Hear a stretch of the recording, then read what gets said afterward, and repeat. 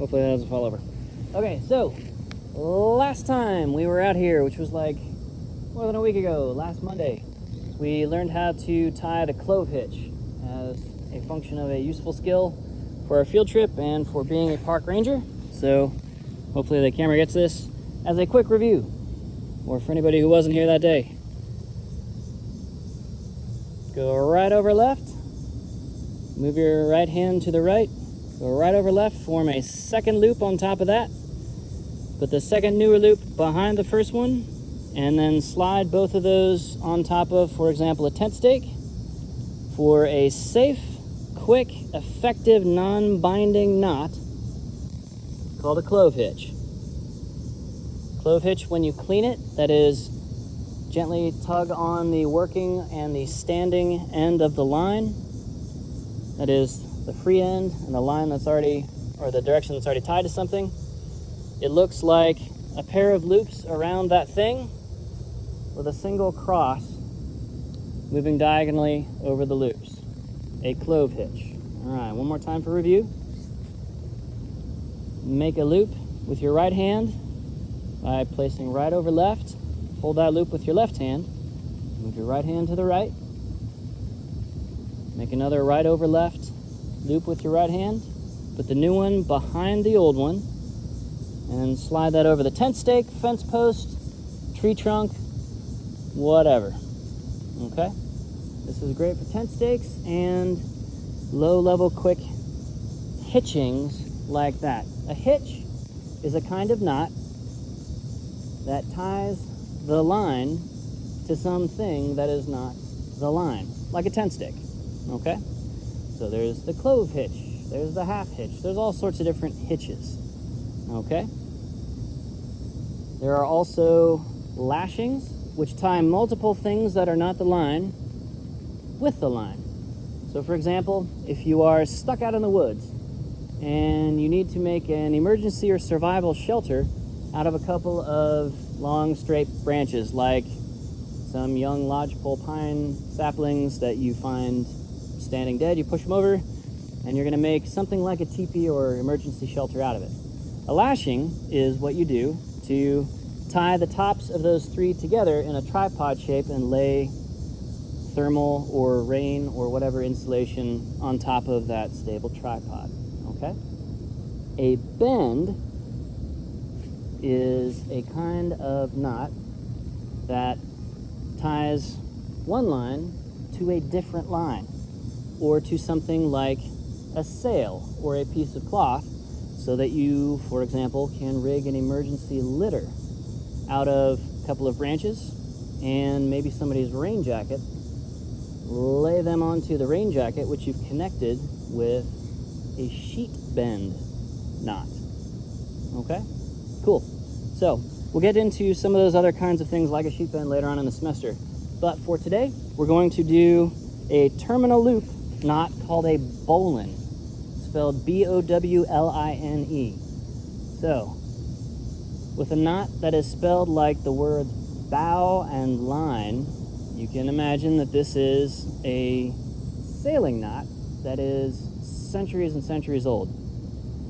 When we're talking about different kinds of knots and their uses and their safety levels or safety ratings, we want to keep in mind a few factors before we get into the specifics of tying something like the bowline. So, first, is it a binding knot or a non-binding knot? If you tie an overhand knot, which is a separate knot we'll learn not today, but it's a very simple one and you've done it before many times. When we tie an overhand knot by making a loop and then passing the working end through that loop and pulling it tight, that knot's going to get real hard to untie if we put some real tension onto that line. Make sense?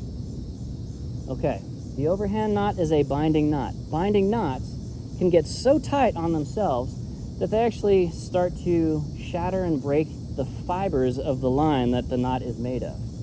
That's bad, because presumably we're using this line or this rope to do something important, like keep you alive on a rock face or up in a tree or something like that.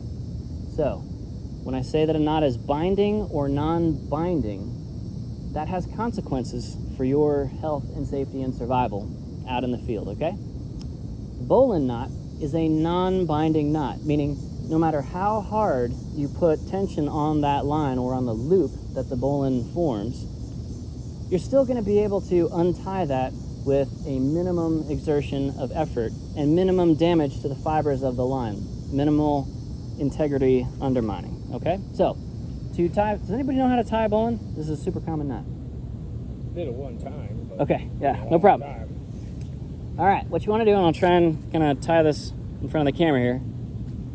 Make a loop by bringing right over left. And for this, I have the free or the working end of the line down. The standing or the obligated end of the line, which might be tied to something or might be 100 yards away or something like that, ignore that. All right, so we have a loop and the line pointing down. The working end of the line pointing down. Okay? So, I want to take the working end of the line, come up through the back of the loop, but don't feed it all the way through.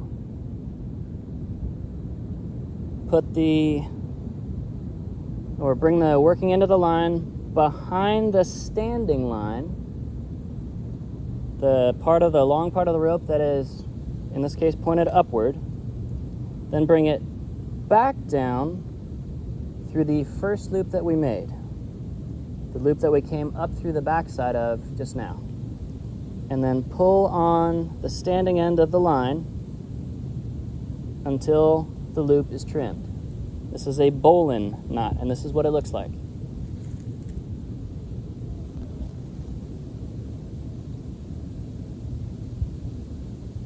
This knot is important if you are ever in a swift water situation. There is a whole safety certification for swift water rescue, as it's called. And a big chunk of swift water rescue is learning how to tie a bowline in a couple of seconds around anything. A nearby boulder, a tree, your body if you're desperate, so that you can throw the standing end of the line to somebody who's about to die. Okay? So,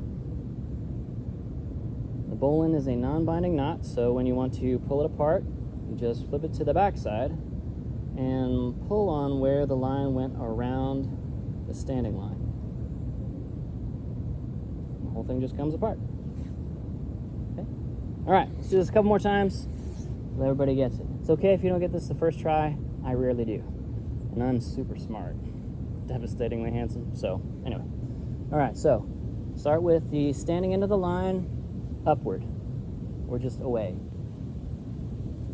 Make a loop in the line near the free end of the line, the working end of the line, by going, in my case, right over left, and pointing the working end of the line downward. Then take that working end again, come upward through the back of the loop that you just made, then wrap it in front of the standing line, go around behind the standing line, and then back down into that first loop that you made. Then trim or clean the knot by pulling on the standing end of the line. You have a little loop.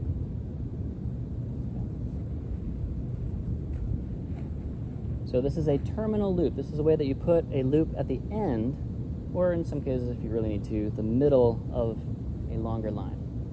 Terminal loop. After you come up through that first loop, you put it on the left side or the right side of the standing line?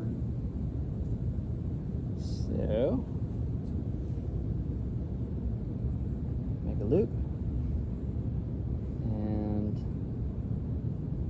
I'm going to put a 180 bend in the line. This 180 bend is going to be the final loop that exists once the knot is pulled tight. Okay, so I'm going to bring it up through the hole, put it in front of the standing end of the line, So far so good. Okay. Wrap it around behind the standing end of the line. And then down through the hole that we came up and out of before. It stops right there. Okay. So, you may or may not have kind of a little tail out past the bottom end of the knot on the loop side of the knot. That's fine. For more serious working loads, we would tie a stop knot on this little stub here so it can't pull back through the line and the whole thing comes apart. When the knot capsizes or pronates, we'll talk about what those are. We get kind of, it looks a little bit like a noose, but it's really not. That's a whole other knot, which we can learn later if you want. Not that we're in the business of needing nooses very often. Anyway, bowlines, bowline. All right, one more time, just in case. Make a loop.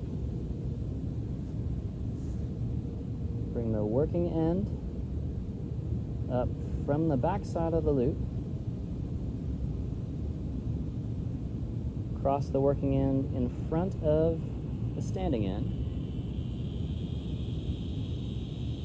Bring the working end behind the standing end.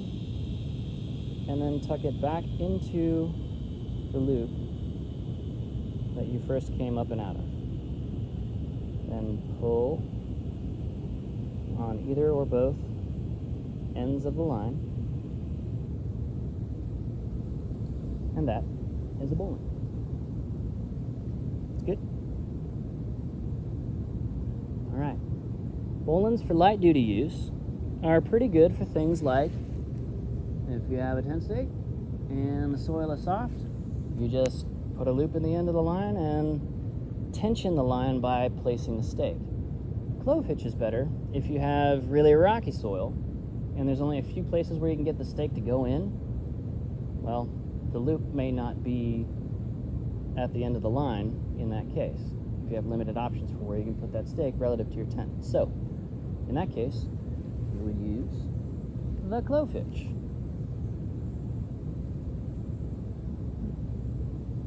And slide that over the top of the tent stake and pull it tight.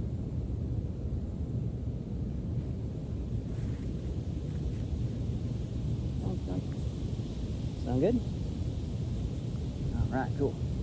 There are lots of ways to tie bowlines. We'll go through some others a little bit later. The Swiftwater Rescue bowline. But for today, one knot is enough. Does anybody have any questions about the clove hitch or the bowline? You got this one okay? That's good. All right, cool.